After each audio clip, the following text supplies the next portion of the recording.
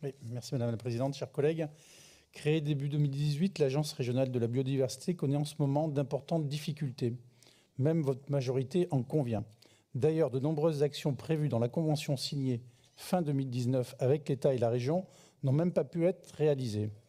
Entre son statut juridique associatif, la frilosité de l'État et des autres collectivités pour soutenir financièrement cette structure et un positionnement parfois délicat entre l'Office français de la biodiversité et les agences de l'eau, l'utilité de l'ARB pose question.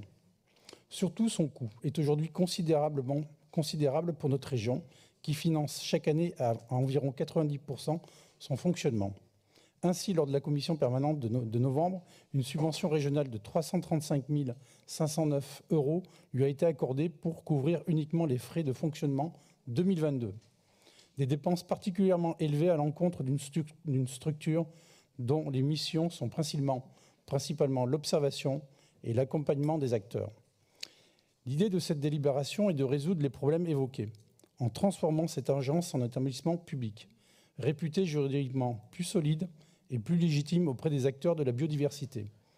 Vous espérez que l'État et les autres collectivités apporteront ainsi plus facilement leur aide financière et logistique à cette structure. Si votre présentation peut paraître convaincante, nous restons très réservés sur l'efficacité globale de l'ARB. Son apport est-il réellement indispensable? La transformation en établissement public est-il la solution miracle? Le problème de fond, c'est la multiplication des structures des agences et autres conventions dans le domaine de la biodiversité et de l'écologie en général ont créé une sorte de millefeuille organisationnel où les compétences des uns finissent par s'enchevêtrer avec celles des autres. Il serait salutaire de rationaliser ce fonctionnement en définissant plus précisément qui fait quoi et en supprimant les structures inutiles et qui font doublon.